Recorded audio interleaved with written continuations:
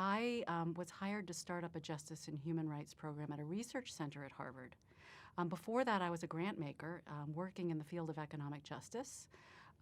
So I brought sort of a grant-making perspective, a sense of what grantees do and their role in the field. Came to this research center at Harvard and started working with many of OSF's grantees. And organizing them around issues of international justice, around security sector reform, around leadership.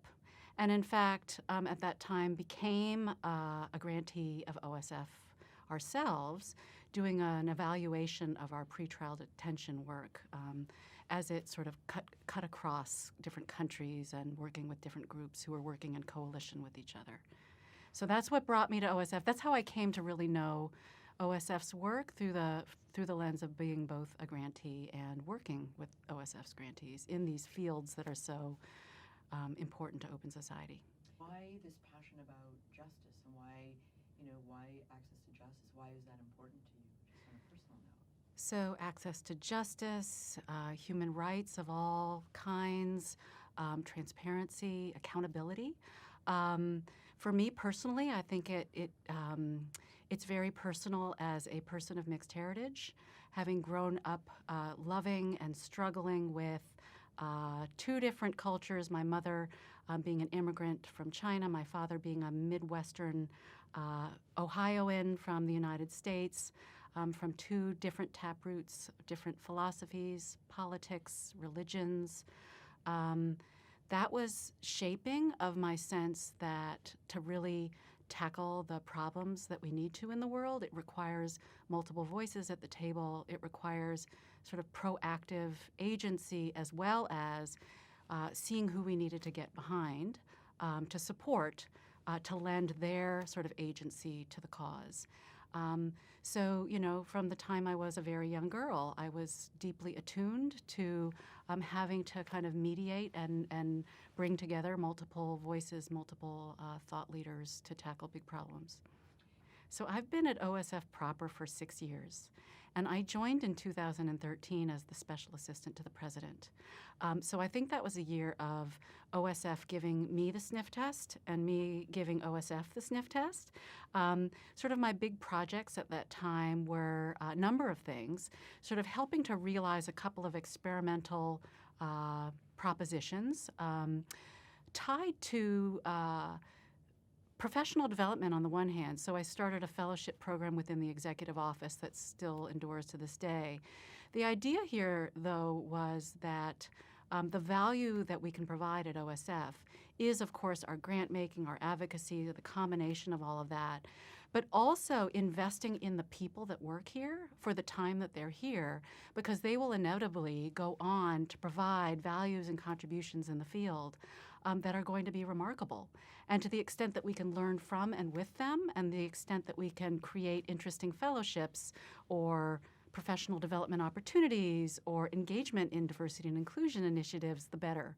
I guess I'd say in that first year, the second big project that I had was helping to put in place sort of effective supports and resources to foster better collaboration so that we could become more than the sum of our parts across the multiple programs and foundations and offices that comprise the OSF family. So I guess one of the most compelling things to me about what I've learned in the past 6 years working at OSF, but also I think as it speaks to organizational culture, the pluralism that exists, the pluralism of ideas and the pluralism of structure that exists by the nature of sort of our federated structure. The common thread for me that I find most compelling is also hearkened from our founders' philosophy. So local knowledge, both the valuing that meaning exists and knowledge and expertise exists in many places, shapes, and forms, and that it also gives legitimacy, deep legitimacy to our presence and our work in the geographies and in the fields in which we work, I think is a through line on our organizational culture that it both informs it and shapes it.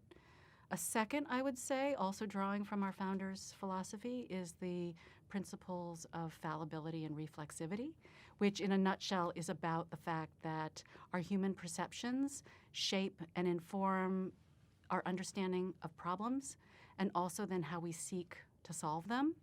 And we need to recognize that we bring a set of inherent assumptions, implicit biases, different ideas about what good looks like, and that to the extent that we can stay deliberately attuned to that, but harness those collective ideas for the good, is another, I think, through line that feeds and infuses Open Society's work and our strategies. This conversation makes me think about sort of I think the famous quote from Sigmund Freud, who talked about what's really meaningful in life. It's to love and to work.